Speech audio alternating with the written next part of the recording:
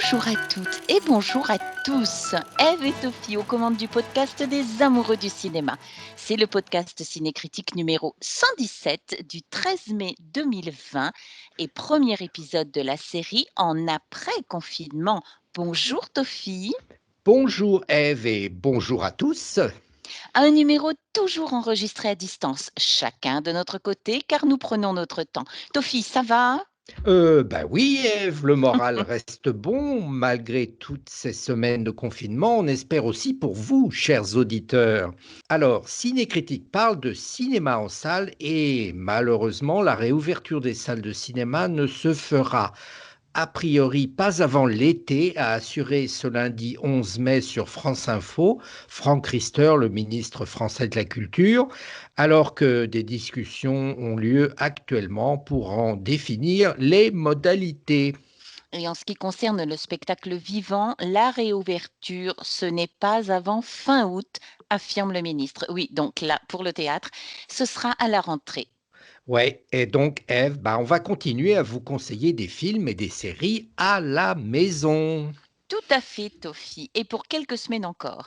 Mais cette semaine, on innove. Toffy, on va parler d'une création audiovisuelle à la confluence entre la vidéo et la littérature, avec le premier épisode d'une série sur YouTube qui s'appelle Les Mémoires d'Outre-Monde. Nous avons eu le plaisir d'interviewer Alessandro, son créateur. Oui, Eve, avant cela, on va parler de quelques infos du monde du cinéma et notamment, évidemment, du Festival de Cannes. Pourquoi?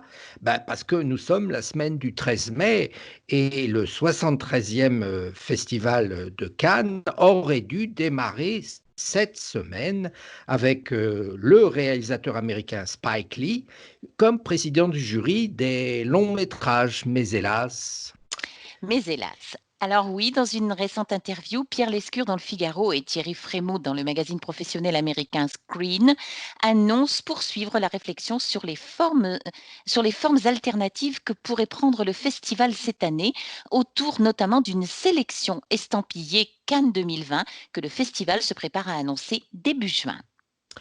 alors, on les cite à nouveau. Nous travaillons sur la liste des films qui auraient dû faire partie de cette édition cette année et nous annoncerons la liste début juin.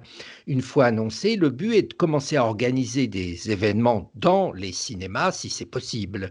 Les professionnels du monde entier avec lesquels nous sommes en contact au quotidien nous disent que cela représente une opportunité pour leur projet, a déclaré Thierry Frémaux. Seuls les films destinés à sortir en salle entre l'été 2020 et le printemps 2021 sont éligibles à cette sélection 2020. Et de continuer, un certain nombre de candidatures potentielles ont plutôt choisi d'attendre le processus de sélection pour Cannes 2021 qui commencera à l'automne. Oh là là, on s'embrouille dans les Oui, calendriers. on s'embrouille. Bon, pour l'instant, il reste concentré sur les films qui doivent sortir en salle et qui ont besoin d'un soutien, a ajouté le délégué général Thierry Frémaux. Il précise en outre que le festival a reçu le même nombre de films candidats qu'habituellement, soit environ 1500. Les deux responsables ont confirmé leur collaboration avec la Mostra de Venise. On rappelle que le Festival de Venise a lieu chaque année en septembre. Nous sommes d'accord sur le principe de faire quelque chose ensemble, mais nous nous interrogeons sur la forme que cela doit prendre, a ainsi précisé Pierre Lescure. Et Thierry Frémaux indiquant souhaiter présenter des films ensemble, ce qui est une bonne nouvelle. Mhm. Avec le label Cannes 2020 et le marché du film en ligne, un Cannes hors les murs sera le troisième axe de notre déploiement cet automne, a aussi précisé le délégué général, évoquant en fonction de la situation sanitaire une présence au Festival de Toronto, Deauville, Angoulême, San Sébastien, New York, Busan ou encore le Festival Lumière à Lyon. Ce Cannes 2020 se tiendra donc sans jury impossible à réunir, ni évidemment de palmarès. Le festival espère garder le réalisateur américain Spike Lee comme président du jury pour l'année prochaine, en 2021. Bref, le plus grand festival de cinéma du monde tente de s'adapter, comme nous tous d'ailleurs. Et Toffy, les chaînes de télévision accompagnent et fêtent le Festival de Cannes à leur manière. Oui, Eve, certains films américains des différentes compétitions du Festival de Cannes sont actuellement sur OCS, comme par exemple Once Upon a Time in Hollywood de Quentin Tarantino, Drive de Nicolas Winding Refn et Under the Silver Lake de David Robert Mitchell. Et Arte France propose une programmation dédiée au Festival de Cannes jusqu'au 27 mai. 17 jours de doc, courts et longs métrages passés par la croisette. Petit aperçu des douceurs à goûter, certaines productions en diffusion classique et certaines en replay sur arte.tv. Alors, rapidement, quelques films très intéressants. The Immigrant de James Gray avec Marion Cotillard et Joaquin Phoenix. Do the Right Thing de et avec Spike Lee. Faute d'amour d'Andrei Siakinstev. Snow Therapy de Ruben Östlund. 24-Hour Party People de Michael Winterbottom avec Steve Coogan, Les Merveilles d'Alice Rohrwacher, The Square de Ruben Östlund, Happy End de Michael Haneke avec Isabelle Huppert, Jean-Louis Trintignant et Mathieu Kassovitz.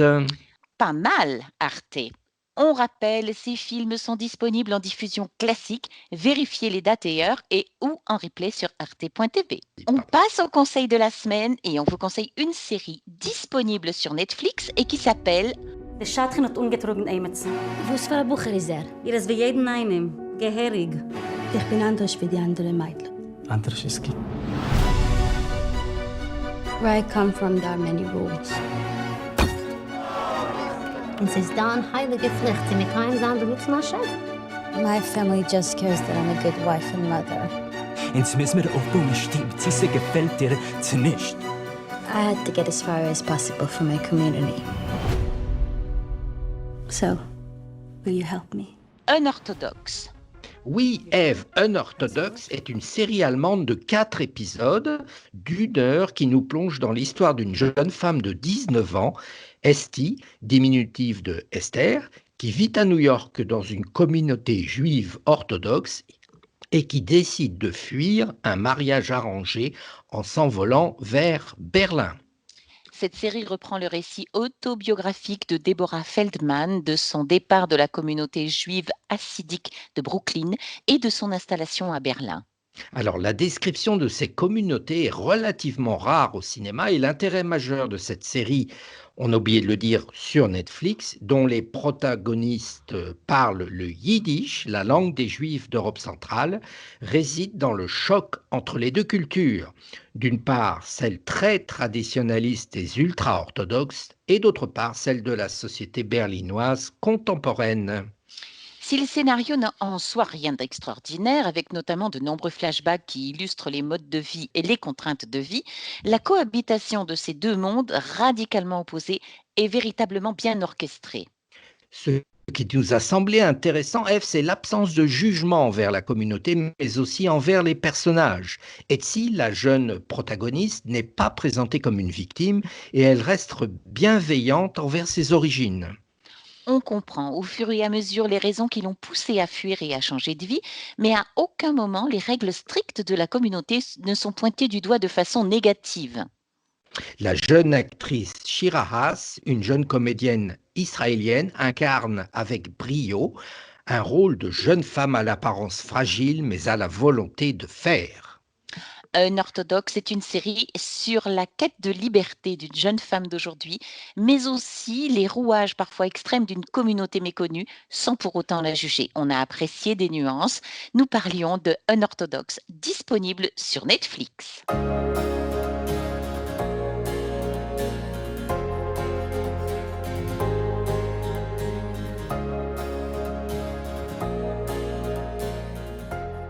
On passe au film, Ève, avec notamment un classique qui nous vient d'Italie et qui s'appelle Antonio! Gianni Perego! Ma come stai a Roma? Ti presento la signorina Zanon Luciana. È Gianni Perego. L'amicizia non deve essere al di sopra di tutto. Niente è al di sopra di tutto. Io sono contrario all'amicizia. È una combutta tra pochi. Nous nous sommes tant aimés de Ettore Scola avec les acteurs Nino Manfredi, Vittorio Gassman et Stefania Sandrelli. Cette comédie dramatique est sortie en France en mai 1976 et raconte quoi, Ève, déjà ? En 1945, 3 amis qui ont pris part à la résistance italienne célèbrent la chute du fascisme et la fin de la guerre. La République remplace la monarchie et toutes 3 poursuivent leur chemin séparément. Selon Ettore Scola, l'idée de départ était de faire un film sur sa génération, la génération des gens qui avaient donc 40 ans dans les années 70. C'est l'âge des bilans, des check-up physiques et psychologiques. Il a donc pensé à réaliser un film sur ce bilan, sur ce qu'ils étaient devenus et sur ce que l'Italie était devenue au cours des 30 dernières années, de la résistance aux années 70. Cette miraculeuse comédie dramatique italienne aux propos politiques évidents suit les évolutions de l'Italie contemporaine par une véritable maîtrise de la narration à travers l'amitié de 3 hommes et d'une femme. Tantôt comédie romantique, comédie sociale et drame, il en jaillit l'émotion des rêves brisés et des illusions perdues. Ce film se veut aussi, Ève, un hommage au cinéma italien à travers le grand cinéaste Vittorio De Sica, l'auteur du fameux Voleur de bicyclette, et que l'on voit dans le film, puis évidemment Federico Fellini lors des prises de vue de la Dolce Vita, et Michelangelo Antonioni qui impose sa vision du monde triste, désabusé et marqué par l'impossibilité de communiquer. Un très très grand film.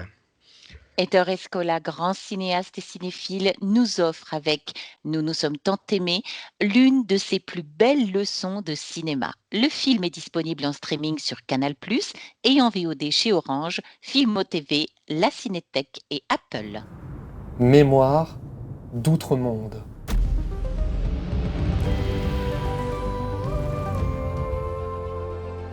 Ces mémoires, mon grand-père il me les a données en 2132. En pleine fin du monde, juste avant sa mort. Je les ai depuis tellement longtemps que j'avais complètement oublié qu'elles étaient en ma possession. Et hier, en rangeant mon bordel, je les ai retrouvées et je te cache pas que ça fait quelque chose. On passe maintenant, Ève, à notre entretien avec la découverte d'un auteur, d'un réalisateur, d'un comédien et d'un excellent conteur. Place à l'interview. Alessandro, bonjour. Bonjour Tofi, merci de me recevoir et ça me fait extrêmement plaisir d'en parler avec vous aujourd'hui. Alors, ces mémoires d'outre-monde au pluriel, qu'est-ce que c'est? C'est de la science-fiction? C'est une réflexion philosophique? C'est un roman historique? Qu'est-ce que c'est?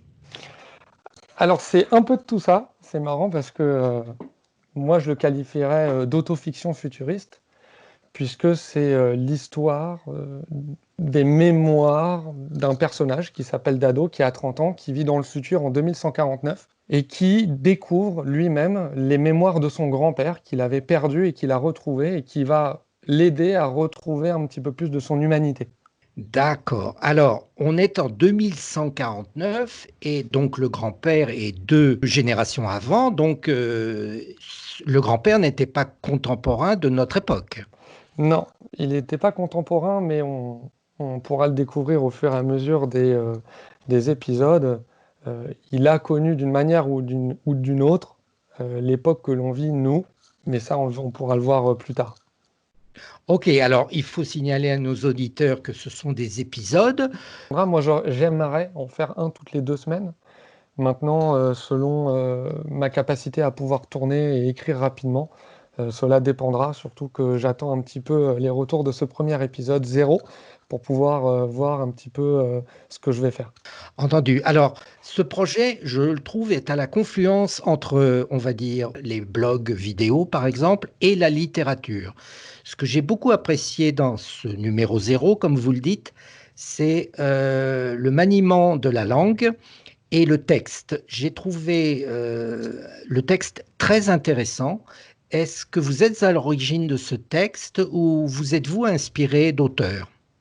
Déjà, merci. Ça me touche beaucoup parce que j'ai eu énormément de peine à sortir ce texte-là après moult réécritures. Donc du coup, oui, il vient de moi.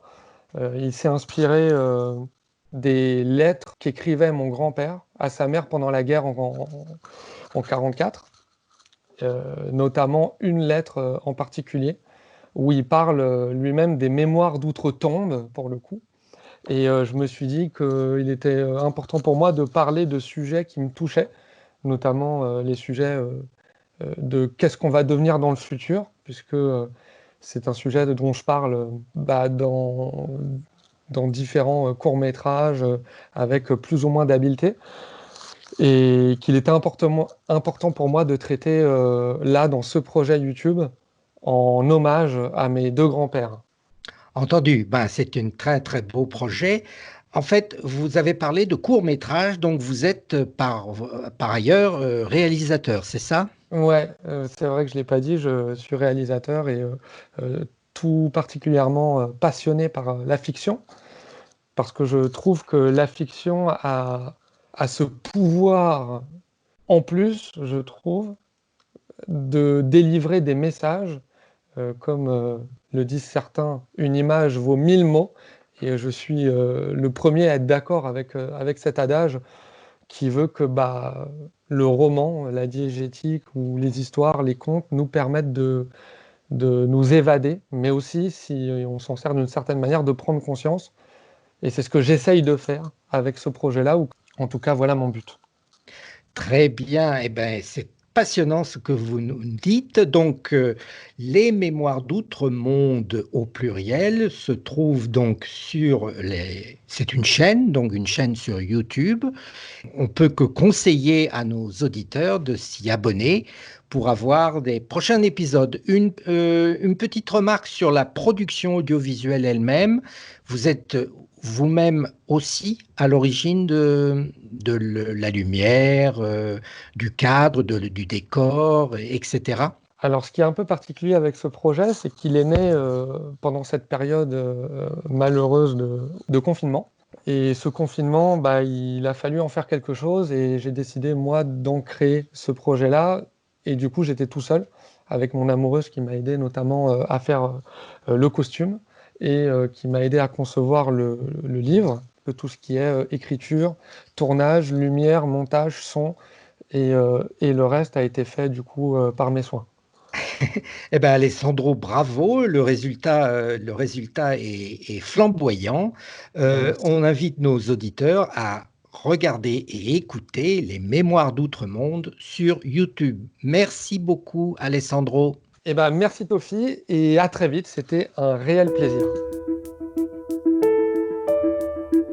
Un très beau projet, Tofi. On va suivre Alessandro sur sa chaîne YouTube, Les Mémoires d'Outre-Monde, qui s'inspire des mémoires de son grand-père. Oui, Ève, nous avons apprécié ces textes et l'ambiance générale de la chaîne, mélange de gravité en lien avec l'actualité du confinement et l'humour. Un auteur à suivre, à commenter et faire connaître avec ses Mémoires d'Outre-Monde sur YouTube. Tofi, une dernière info cinéma avec France Télévisions. Oui, Ève, la chaîne de TV France 3 prend le relais de France 2 et bouscule donc ses après-midi pour diffuser jusqu'au 22 mai des classiques du 7e art hexagonal. Ouvert ce début de semaine avec Casque d'or de Jacques Becker et La Bête humaine de Jean Renoir. Voici la programmation pour les prochains jours. C'est le moment de réviser ces classiques si vous êtes chez vous dans les après-midi de la semaine. Mercredi 13 mai, La Grande Illusion de Jean Renoir. Jeudi 14 mai, Le jour se lève de Marcel Carné. Vendredi 15 mai, Le Quai des Brumes de Marcel Carné. Lundi 18, Un singe en hiver d'Henri Verneuil. Mardi 19, Maigret tente un piège de Jean Delannoy. Mercredi 20, Maigret et l'affaire Saint-Fiacre, encore de Jean Delannoy. Jeudi 21, Le Rouge et Mis de Gilles Grangier. Et vendredi 22, Le Cave se rebiffe de Gilles Grangier. Tout cela chaque jour de la semaine à 14h sur France 3. Et voilà, on a terminé, Tofi. On vous le rappelle, le podcast Cinécritique, c'est toutes les semaines. Le mercredi, toute l'information sur le cinéma à domicile, l'actualité du cinéma et de la culture en général et bien sûr, les critiques de films. On vous souhaite un très bon courage et on se dit qu'avec les films, l'épreuve que nous traversons sera moins dure. N'hésitez pas à parler de notre podcast autour de vous, à vous abonner et à le noter à partir de votre application préférée. Très bonne semaine à toutes et tous et à mercredi prochain.